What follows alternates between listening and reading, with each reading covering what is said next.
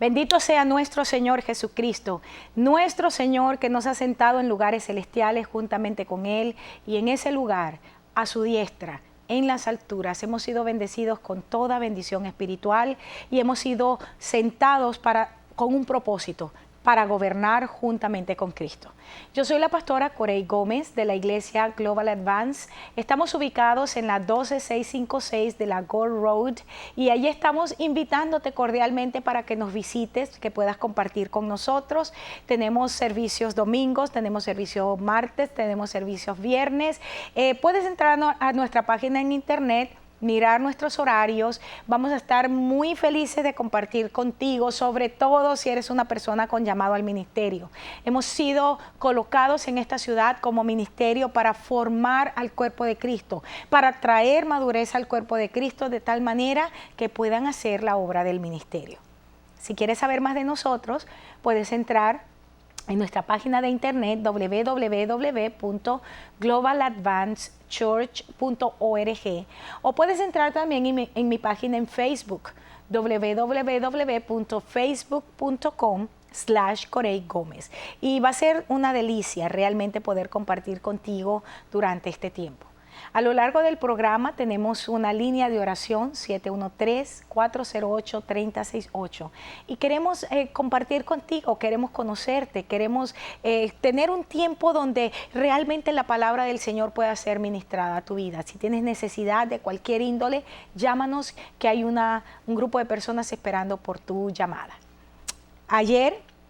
Mi programa de ayer, inicié la descripción, empezamos a hablar un poco acerca de los sueños de José.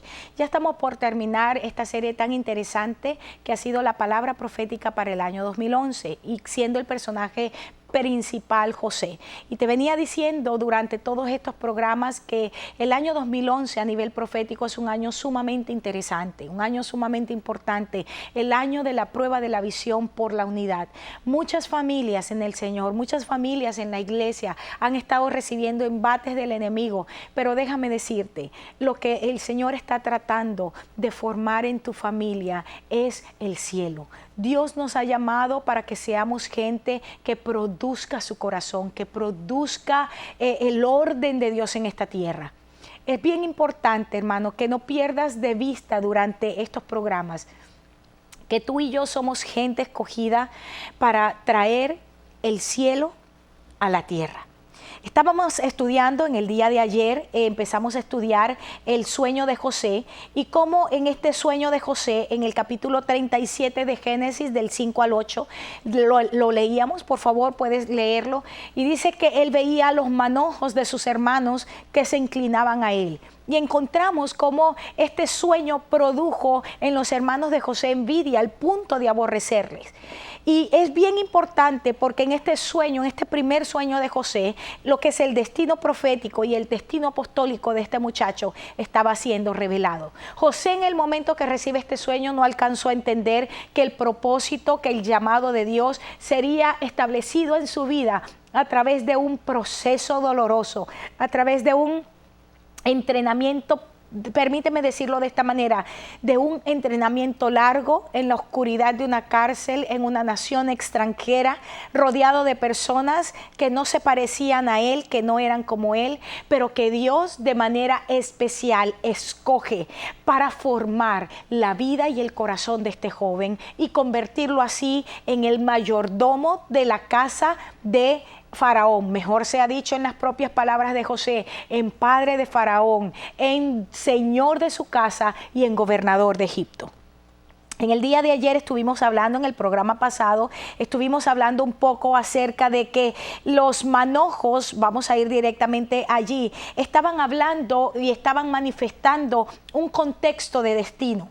Estamos mirando los manojos en dos aspectos, lo que es los manojos como cosecha y la postura de los manojos que estaban apuntando al destino apostólico de José, a esa área de gerenciar a nivel de naciones. Te decía entonces que la cosecha la iba a ver José en dos niveles. La primera, cosecha natural, que tenía que ver con la administración de los recursos por 7 años en Egipto, pero también recursos y provisión para las naciones circunvecinas. Encontramos que José es colocado, es promocionado a lo largo del proceso. Al terminar su proceso, es posicionado por Dios para administrar de manera sabia, de manera justa, aquella provisión que había sido guardada por 7 años para que las naciones de la tierra permanecieran. Pero la cosecha espiritual de José tenía que ver con vamos a decir, con el nacimiento de el Israel, de la nación de Israel, que era la promesa de Dios dada a Abraham un día. Abraham, voy a hacer de ti una gran nación. Abraham, en ti van a ser benditas todas las naciones de la tierra. José se convierte en ese botón en el cual se cumple o inicia el cumplimiento de una promesa a nivel visible, a nivel natural y a nivel espiritual.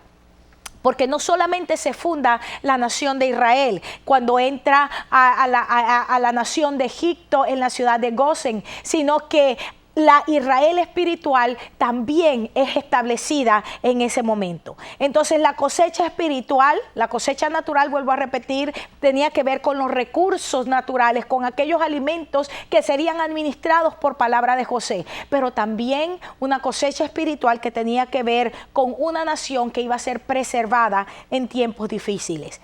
Te hablaba que la postura de los manojos hablaba acerca de esa posición apostólica de José sobre las naciones. Y es interesante que en sus propias palabras, en Génesis 45, verso 8, él dice de esta manera, hablándole a sus hermanos, dice: no me enviaste aquí ustedes, sino que Dios me ha puesto por 3 niveles: padre de Faraón, señor de toda su casa y gobernador en toda la tierra de Egipto. Te decía que la primera palabra, dice padre de Faraón, tiene que ver, Dios me ha puesto como protector de Egipto. ¿Y qué representa Egipto? Egipto representa el mundo. Egipto representa a la gente sin Cristo. Escúchame, porque el llamado de la iglesia, lo encontramos en el Nuevo Testamento, es que seamos sal y que seamos luz. Hemos sido colocados en esta tierra para preservar, para guardar esta tierra. El apóstol Pablo en la carta a Romanos dice que la creación está gimiendo a una y está esperando por la manifestación de los hijos de Dios,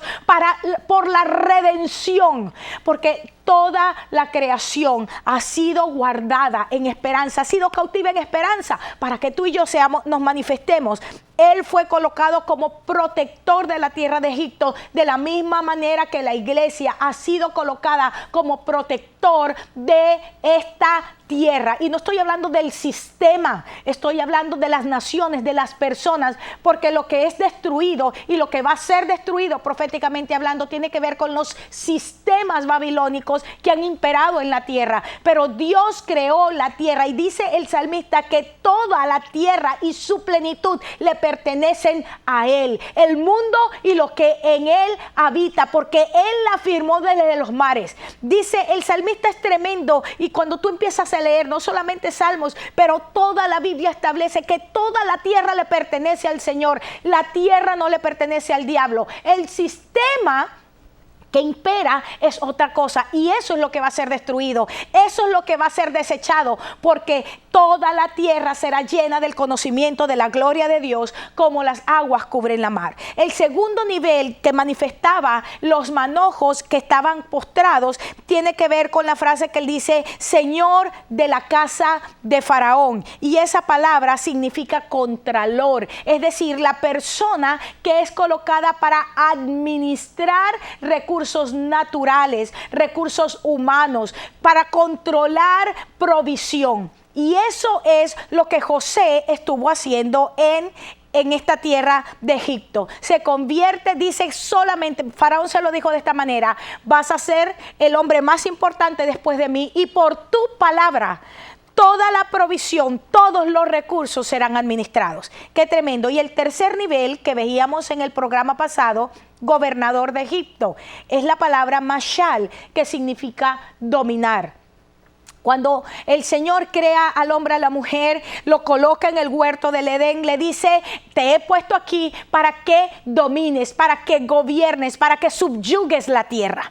De la misma manera, dice la palabra en el libro de Efesios, que Dios colocó todas las cosas debajo de los pies de Cristo, lo puso, lo sujetó debajo de los pies. Y déjame decirte, porque la figura que se utiliza en el libro de Efesios es una figura interesante. Dice la palabra que Cristo es la cabeza y la iglesia es su cuerpo. Y cuando Dios sujeta todas las cosas bajo los pies de Cristo, está hablando bajo los pies de la iglesia, porque la iglesia juntamente con su cabeza, Cristo, es un solo organismo. Nuestro problema es que nosotros, aunque repetimos eso, no tenemos la revelación de cómo funciona la iglesia con su cabeza como un solo cuerpo. La iglesia de Cristo se llama así porque la cabeza no está separada del cuerpo, y cuando sujeta todas las cosas debajo de sus pies, han sido sujetadas debajo de la iglesia.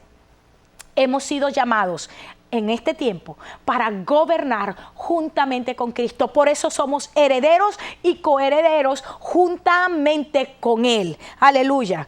Ahora, te decía que la palabra gobernar, mashal, se usa en la Biblia por primera vez en Génesis capítulo 1, verso 18, hablando acerca de que el sol, la luna y las estrellas fueron colocadas en el firmamento para gobernar o para dominar el día y la noche. Y es interesante porque encontramos que este es el segundo sueño de José, que vamos a tratar después. Él fue colocado para gobernar, para dominar. Esta palabra, por eso la utiliza él de esta manera. No me trajiste esto aquí. Escúchame, hermano, no es la gente la que ha estado formando tu vida. Es Dios utilizando personas para afilarte como cuchillo, para que te conviertas en espada, que tú seas como la espada en las manos del valiente. Nosotros somos gente, somos instrumentos en las manos del Señor para que su reino sea establecido. Ahora fíjate, es bien interesante porque cuando en Génesis 37, verso 8, allí con respecto al sueño, los hermanos de José, bravos, envidiosos por el destino profético, porque ellos podían entender el destino profético de José, ellos utilizan esta palabra. En la traducción es, has de reinar tú sobre nosotros y nos has de dominar. Y en ambas palabras es la misma palabra, pero en diferentes formas. Has de reinar es la palabra malak. Has de malak tú sobre nosotros y nos has de mashal. La traducción o la frase hebrea debería traducirse literalmente de esta manera: gobernando, gobernarás, porque es la misma raíz de la palabra. Y es bien interesante, cuando yo empecé a estudiar esta frase, llama mucho mi atención, porque en primer lugar utiliza gobernando, lo utiliza un sustantivo, o mejor sea dicho, sustantiviza un verbo, y el verbo, aunque sigue siendo un verbo en su forma de gerundio, lo empieza a utilizar en una forma de sustantivo y le dice, gobernando tú, nos gobernarás a nosotros. En otras palabras, haciendo la acción, ejecutando la acción, vas tú entonces a dominarnos a nosotros. Y déjame decirte, cuando la palabra de Dios está escrita en ciertas estructuras, hay verdades encerradas en la verdad que tú y yo necesitamos aprender a accesar, y nos está hablando aquí de una acción continua, y en esa acción que está estableciéndose continuamente, nosotros hacemos lo que Dios quiere que hagamos. Gobernando, gobernaremos la tierra. Subyugando, vamos a subyugar la tierra. Dominando, dominaremos la tierra. En otras palabras, es en la medida que nosotros hacemos, en la medida que nosotros caminamos en la instrucción de Dios, que entonces el propósito es establecido. Una de las cosas que necesitamos entender es que Dios siempre ha orquestado todo desde el principio. Una de las peores enseñanzas que se ha dado en la iglesia, y si se te rompe hoy el paradigma, gloria a Dios, y si por eso te molestas, pues en el nombre de Jesús te invito a que estudies un poco más. Pero una de las cosas que se ha enseñado en la iglesia de manera equivocada es que Satanás tuvo, vamos a decir, éxito cuando dañó el Edén, cuando logró dañar el propósito de Dios. Y es como que entonces, después que engañó a Adán y a Eva y se dañó todo aquello allá, era porque él tenía más astucia que Dios. Equivocado. Desde el principio, cuando tú lees en Apocalipsis, encontramos que Jesucristo fue crucificado desde antes de la fundación del mundo. Fue el Cordero desde antes de la fundación del mundo. Dios tiene un solo propósito desde el principio. Él es eterno, Dios es soberano, Dios es omnisciente, conoce todas las cosas antes de que ocurran. A Dios nada lo agarra por sorpresa, hermano. En el nombre de Jesús, tus circunstancias, lo que estás enfrentando no es una sorpresa para Dios. Dentro de la omnisciencia de Dios, el Señor conoce todas las cosas y en su omnipresencia Él está en todo lugar. Dios ha orquestado todas las cosas desde el principio. Ahora fíjate esto, ¿cuál era a nivel natural el lugar donde José debía reinar? A nivel natural, su cosecha para traer los recursos o la provisión, para administrar los recursos o la provisión, era Egipto. Ahora déjame decirte, la palabra Egipto en el hebreo es la palabra Misraim, que significa altos y bajos. Ahora déjame decirte, tú y yo que hemos vivido la vida, sabemos que la vida es un altibajo. No siempre estamos arriba, pero tampoco siempre estamos abajo. Y gracias a Dios por eso, porque es en ese proceso de subir y bajar donde nosotros aprendemos grandes verdades que podemos aplicar en nuestra vida. Es donde nosotros nos encontramos con Dios de manera que nunca nos habíamos imaginado. Esta palabra Egipto, Misraim, que viene de la palabra Matzor, significa también fortificar, algo que va encerrando como sitiadores. Significa asedio o baluarte y viene de una raíz primitiva que significa frente. Ahora déjame decirte, ¿qué significa esto? El principio espiritual que nosotros podemos sacar aquí, ¿dónde iba a reinar José? Egipto, que es un lugar que va encerrando, que va sitiando, pero que viene de una raíz primitiva que significa frente. La guerra espiritual más cruenta se da en tu mente.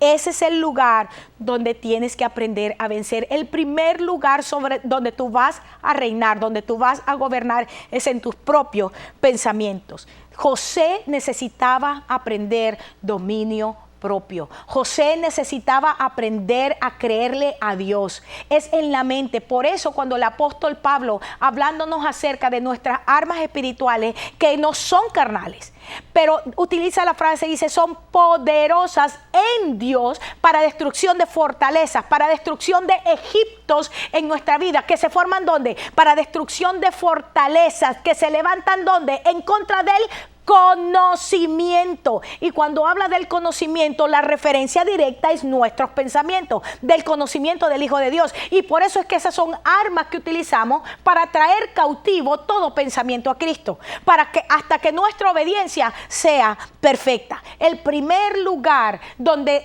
José tuvo que aprender a reinar fue en su propia mente. El primer lugar donde tú y yo necesitamos aprender a dominar es nuestra propia mente. ¿Cuál es el problema que enfrentamos la mayoría de los cristianos? Cuando las situaciones adversas empiezan a venir a nuestra vida, inmediatamente el enemigo empieza a sitiarnos, empieza a colocar egiptos, baluartes que nos van encerrando. ¿Dónde? En nuestra mente.